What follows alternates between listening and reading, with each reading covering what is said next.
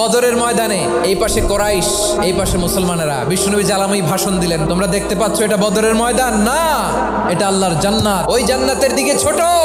বিশ্বনবীর কথা শোনা মাত্র সাইয়েদনা উমাইর ইবনুল হুমাম বললেন বাখ বাখ, মানে চমৎকার। বিশ্বনবী বললেন মা ইয়াহমিলুকা আলা কওলিকা বাখ বাখ ইয়া উমাইর, আমার এই কথা শুনে তুমি কেন বললা বাখ বাখ?